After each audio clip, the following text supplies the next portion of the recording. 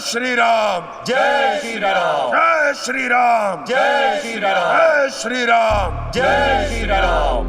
हनुमान जी, अब अधिक देर मत कीजिए, जाइए और माता सीता का दुख दूर कीजिए। उन्हें प्रभु श्री राम का संदेश दीजिए।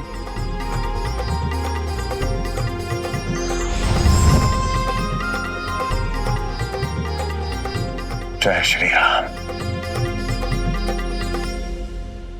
जगत माता, कभी कभी अपने जीवन में अपनी इच्छा के विरुद्ध कुछ कठोर निर्णय लेने होते हैं।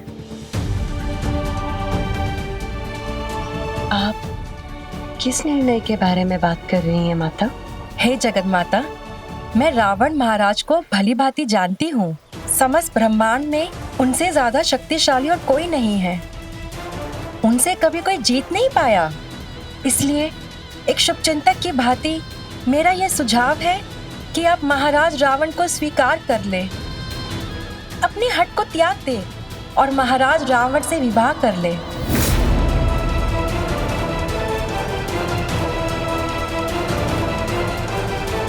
माता त्रिजटा, समस्त लंका में केवल आप ही मुझे धर्म की सहचार प्रतीत हुई, इसलिए मैंने आपको माता कहा। एक माता होते हुए आप अपनी पुत्री को ऐसा सुझाव कैसे दे सकती हैं? क्या आप चाहती हैं कि रावण इसी प्रकार स्त्री का हरण करता रहे, इसी प्रकार स्त्री के साथ छल करता रहे, एक स्त्री के पतिव्रत धर्म का खंडन करता रहे?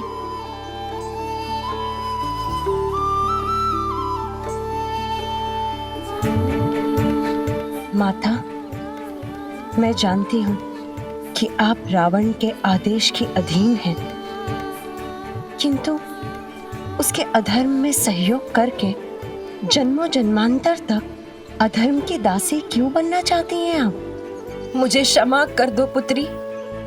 अब मुझे पूर्ण विश्वास हो गया है, चाहे तुम्हें कितना भी कष्ट सहना पड़े, अंत में जीत तुम्हारे विश्वास की होगी, तुम्हारे प्रेम की होगी।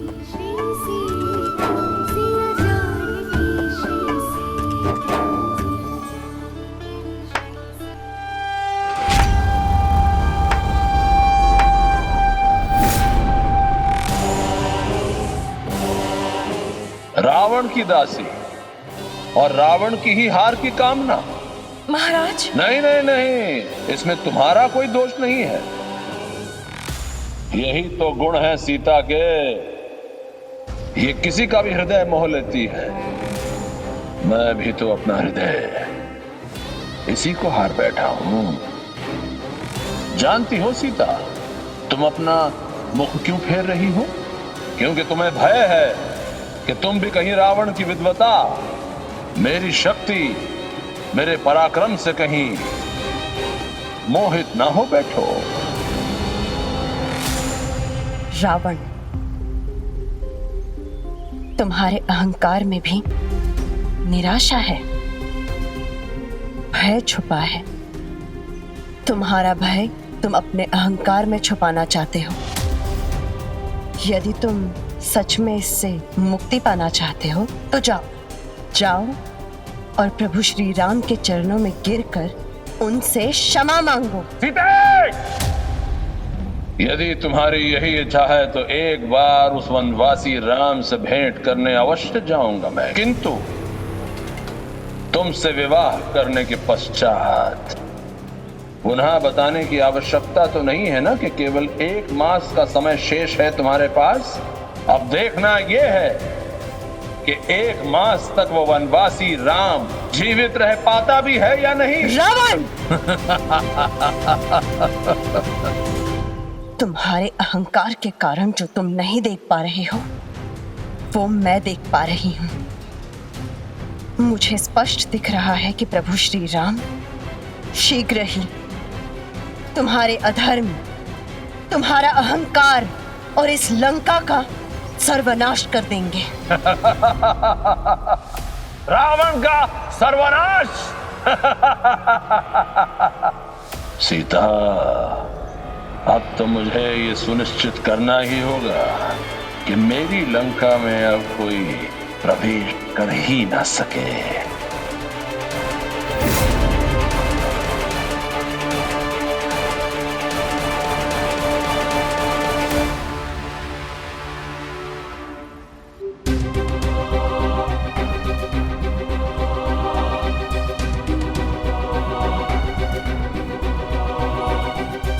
गिद्धराज संपाति ने अपनी दूरदृष्टि से माता सीता का पता तो बता दिया, किंतु इस 100 योजन लंबे समुद्र को लांघ कर हम जाएंगे कैसे? हम में से कौन है जो इस समुद्र को लांघने की शक्ति रखता है? हनुमान जी, अपनी युवा अवस्था में मैंने एक बार इस समुद्र को पार किया था, किंतु अब केवल आधा समुद्र ही जा सकता हूं। मैं समुद्र को पार कर सकता हूं,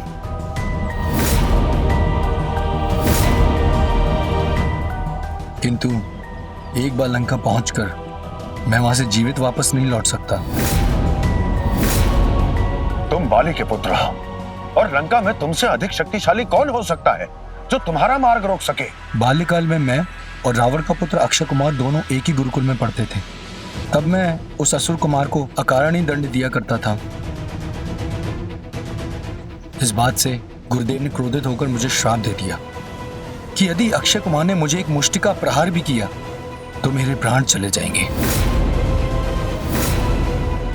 तब तो तुम्हारे वहां जाने से पूर्व किसी को लंका जाकर उस अधर्मी रावण के पुत्र अक्षय का अंत करना होगा। लेकिन सबसे बड़ा प्रश्न ये है कि लंका जाए तो जाए कैसे?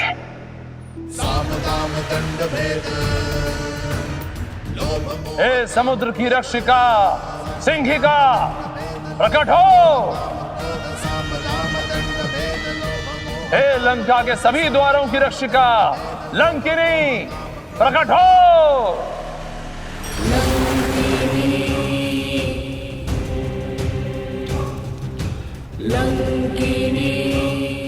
हे लंकेश, आज्ञा कीजिए, आपने हमें किस लिए स्मरण किया? सिंहिका, पूरे संसार में केवल तुम्हारे पास ये शक्ति है कि तुम किसी की भी छाया को पकड़ सकती हो।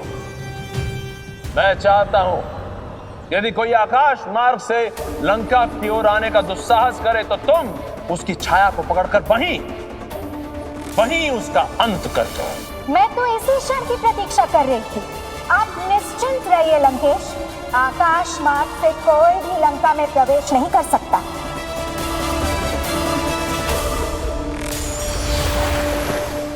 लंकिनी, तुम्हें ब्रह्मदेव का वरदान है कि तुम्हारी अनुमति के बिना कोई भी लंका में प्रवेश नहीं कर सकता। यदि कोई समुद्र पार कर भी गया तो तुम इस बात का ध्यान रखना कि वो लंका में प्रवेश ना कर पाए।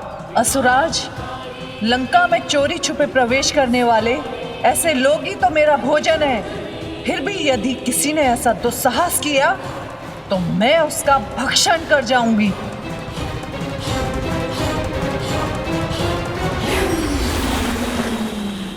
किंतु समस्या यही है कि इतने विशाल समुद्र को पार करके लंका जाएगा कौन? हनुमान जी, वैसे भी सीता माता का पता लग चुका है, तो क्यों ना हम यहाँ से लौटकर प्रभु श्री राम को सूचित करें। अब हमें ये समुद्र पार करने की क्या आवश्यकता है? नल, नील, जब प्रभु श्री राम हमसे पूछेंगे कि माता सीता कैसी हैं, किस अवस्था में है, तब हम उन्हें क्या उत्तर देंगे? नहीं, हम बिना माता सीता की पूर्ण सूचना लिए, बिना उनसे मिले प्रभु श्री राम के पास नहीं लौट सकते। इसका अर्थ केवल यही है कि चाहे जो भी हो, जैसे भी हो, हमें समुद्र को पार कर लंका तक पहुंचना होगा।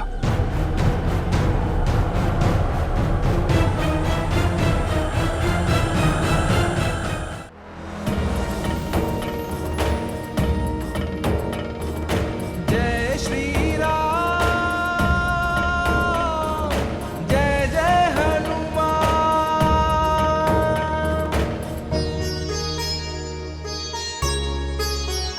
यह कथा है सुंदर सुंदर कांड अध्याय की। यह कथा है सुंदर सुंदर कांड अध्याय की। श्री राम भक्त हनुमान के धर्म और न्याय की। श्री राम भक्त सिया राम के धर्म और न्याय की।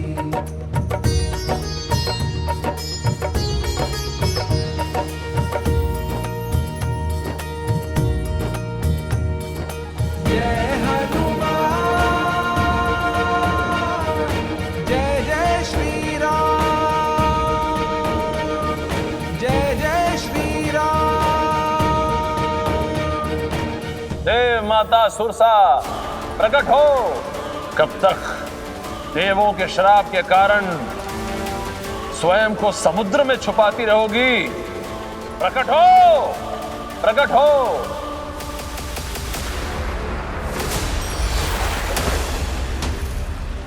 प्रणाम रावण।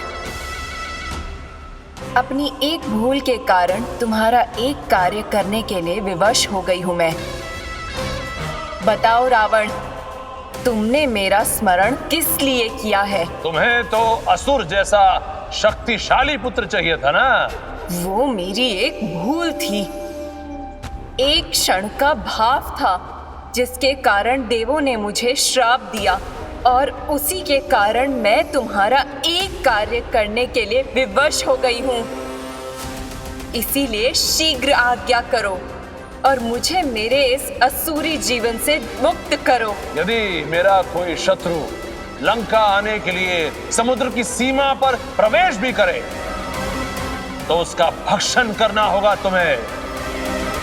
किंतु स्मरण रहे, यदि तुमने उसका भक्षण नहीं किया, उसके साथ दया दिखाई, तो जो श्राप तुम्हें दिया गया है उससे मुक्ति तुम्हें कभी नहीं मिलेगी। निश्चिंत हो जाओ रावण, मेरे श्राप से मुक्त होने के लिए मैं तुम्हारी इस आज्ञा का पालन अवश्य करूंगी। रावण के इस भय का एक ही अर्थ है, मेरी श्राप मुक्ति, और रावण के अंत का समय अब समीप है।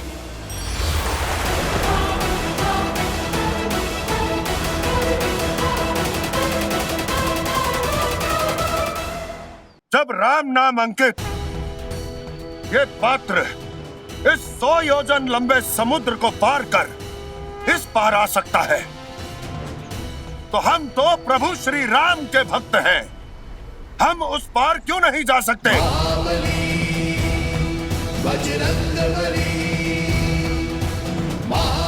अवश्य ही कोई ना कोई मार्ग है जिसे हम नहीं देख पा रहे। हनुमान जी, आप ही तो स्वयं सभी समस्याओं के हल हैं। आप ही तो सब अनसुलझे प्रश्नों का उत्तर है, और आप ही प्रश्न पूछ रहे हैं। जामवंत जी, यदि मुझे ज्ञात होता तो मैं भला आपसे प्रश्न क्यों करता? बचपन के श्राप के कारण हनुमान जी अपना बल भूल गए हैं। उनको जब तक उनका बल और उद्देश्य स्मरण नहीं कराया जाएगा, तब तक उन्हें अपने बल का आभास नहीं होगा। जामवंत जी, आप किस सोच में डूब गए हैं? यदि आपको ज्ञात है तो मुझे बताइए कि कैसे मैं इस समुद्र को पार कर लंका पहुंच सकता हूं। हनुमान जी, आपके लिए स्वयं इस संसार में कौन सा कार्य असंभव है? आप तो स्वयं बल, बुद्धि, विज्ञान के निधान हैं, पवन पुत्र हैं, सूर्य देव के शिष्य हैं, महाबली हैं, साक्षात रुद्र के अवतार हैं। बाल्यकाल से ही आपको सभी देवताओं ने अपनी सर्वश्रेष्ठ शक्तियों से सुसज्जित किया है। राम काज ही आपके जीवन का उद्देश्य है हनुमान जी।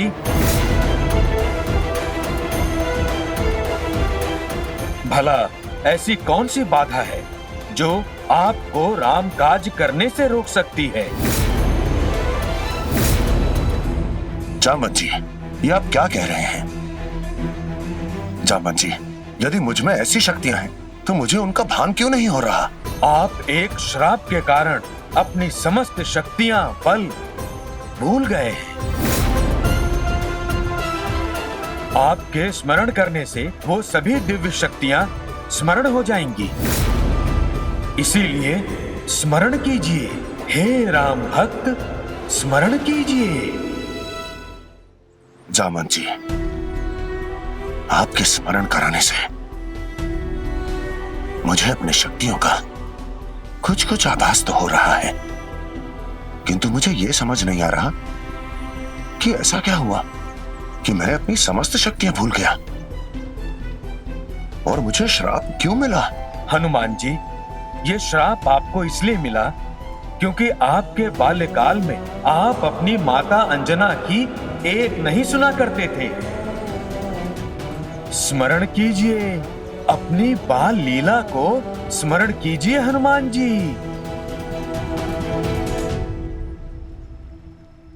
मारुति, माता पीड़ा हो रही है। क्यों किया तुमने ऐसा? हाँ, बनवारी काका के उद्यान के सारे फूल खा गए। क्यों? माता, भूख लग रही थी। मारुति, कितनी बार कहा है, यदि भूख लगे तो मुझसे कहा करो। किसी दूसरे के फल या किसी दूसरे का भोजन मत खाया करो। किंतु माता, वो तो मेरे बनवारी काका है, उनको काका कहता हूँ, तो अपने काका दूसरे कैसे हुए? मारुति, तुम मेरी बात ऐसे नहीं समझोगे। आज मैं तुम्हें दंड देकर रहूंगी। चलो मेरे साथ। माता, मेरी बात तो सुनिए।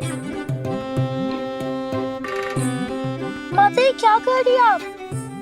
आज तुम दिन भर यही बंधे रहोगे और यही होगा तुम्हारा दंड। फिर मैं देखती हूँ कैसे मेरी बात नहीं समझते।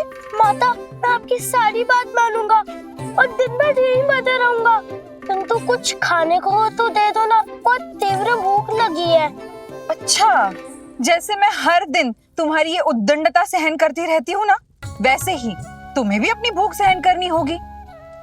माता, मैं दंड में मान लूंगा, किंतु भूख को कैसे रोकते वो तो मुझे आता ही नहीं। माता, तीव्र भूख लगी है, कुछ खाने को दो ना। नहीं मिलने वाला। अब देखती हूँ कैसे मेरी बात नहीं मानते। माता, माता, माता, माता, माता, तीव्र भूख लगी है। माता, हाँ, दूर दूर तक कुछ खाने को दिख ही नहीं रहा, अब मैं क्या करूं? उगते सूर्य को समझ लिए, मारुति फल के इतना बड़ा फल पककर लाल भी हो चुका है और ये तो मेरे घर के आंगन के आसमान में ही है। अब माता ये भी नहीं कह सकती मैंने दूसरे के घर से फल चुराया है। माता, मैं जानता हूँ कि आप अब भी यही है, क्योंकि आप अपने मारुति को बंधन में छोड़कर कभी जा ही नहीं सकती। आज मैं तुम्हारी मीठी मीठी बातों में नहीं आने वाली। तुम्हें भोजन नहीं मिलेगा, नहीं दूंगी तो नहीं दूंगी, बस। माता, क्या मैं अपने आंगन के आसमान में उगे हुए फल को खा लूं? तुम्हें जो समझ में आए वो करो, मुझसे कुछ मत कहो। अब तो माता ने भी आज्ञा दे दी, इससे पहले माता का मन बदले मुझे उस फल को खा लेना चाहिए।